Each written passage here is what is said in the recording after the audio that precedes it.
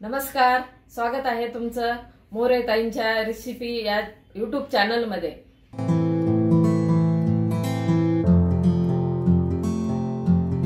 चला तर मग व्हिडिओमध्ये पुढे जाण्याआधी बेल आयकॉन दाबून चॅनलला सबस्क्राइब करा आणि सुरू करा मोरे ताईंसोबत आजची ही चवदार रेसिपी बनवायला। नमस्कार मंडळी, आता उन्हाळा सुरू झालेला आहे। तर उन्हाळ्यामध्ये उन्हाळ्याचे आपले जे वाळवणीचे पदार्थ असतात ते सुरू झालेले आहेत।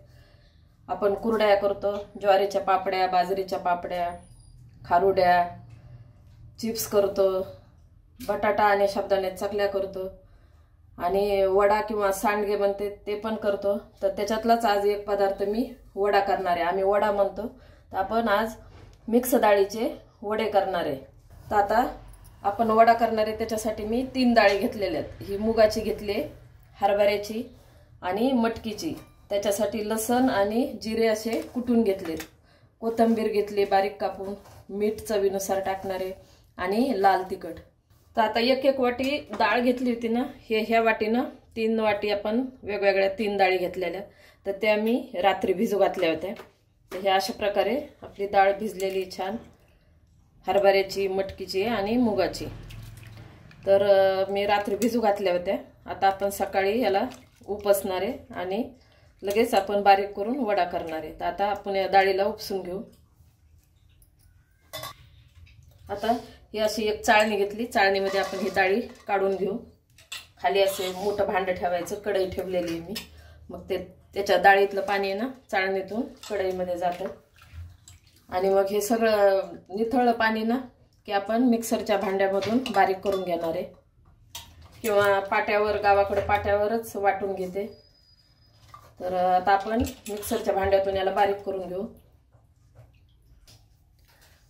आता डाळ आपण अशी उपसून ठेवली आणि याच्यातलं पाणी पण निथळलेलं आहे। असं खाली पाणी पडून जातं कढईमध्ये। आता आपण मिक्सरचं भांडं घेऊ। आता आपण याच्यामध्ये टाकून बारीक करून घेऊ आणि जास्त पाण्याचा वापर नाही करायचा।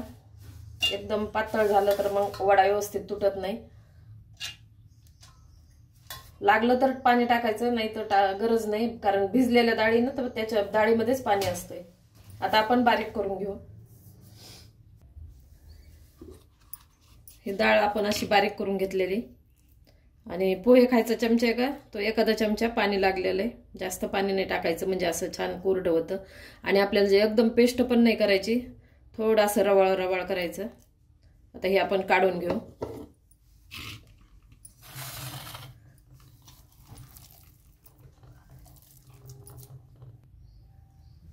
आता आपण चवीनुसार मीठ टाकून घेऊ याच्यात, लाल तिखट,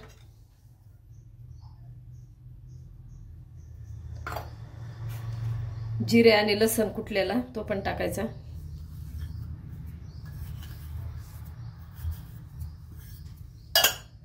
कोथिंबीर। आपण आता मिक्स करून घेऊ।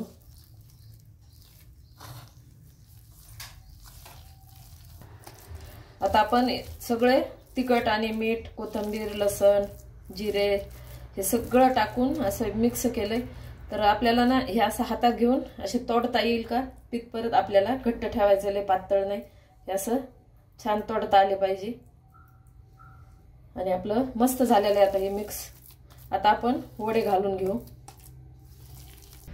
आता आपण थोडंसं असं हाताला पाणी लावून वडा करायला सुरुवात करणार आहे। थोडंसं हाताला पाणी लावायचं, जास्त पण नाही, आणि आपल्याला जेवढं हातात असं इतकं जेवढं बसेल का तेवढं बसून आपल्याला असा वडा तोडून घ्यायचा आहे। आता असं छोटा छोटा वडा, आणि वाळल्यावर याच्यावर बारीक होतो।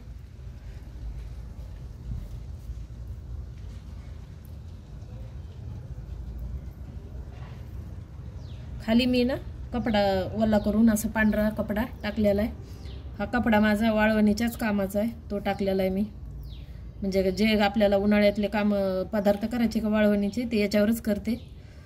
त्याच्यामुळे आता मग आजच सुरुवात करायली, आणि सुरुवात आपण वड्यापासूनच केली पाहिजे असं पहिल्या बायका म्हणायच्या, माझ्या आईनं सासूबाईनं असंच म्हणजे सुरुवात केलेली. तर मी पण आज काय केलेलं आहे, आधी वडाच केला. मग आता जे जे करायचं ते मी तुम्हाला व्हिडिओ अपलोड करणारच आहे.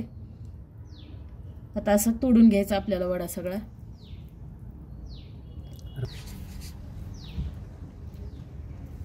आणि असा पटकन होणारा हा असा म्हणजे रात्री भिजू घालायच्या डाळी आणि सकाळी बारीक करून मिक्सरमधून घेतलं की असं पटकन होणार आहे. त्याला काही जास्त मसाले वगैरे लागत नाही.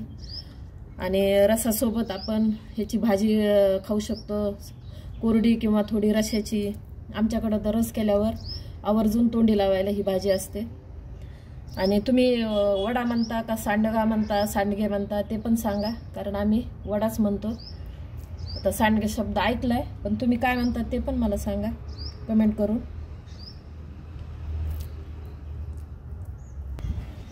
आता आपला वडा तोडून झालेला आहे. असा थोडा जरी मोठा असला ना तर हा याच्यापेक्षाही आता बारीक होणारे वाळून, तर मीडियम साईजचा मी वडा तोडून घेतलेला आहे. आता वाळल्यानंतर तुम्हाला दाखवते. आता याला थोडं उन्हात सरकून घेते मी.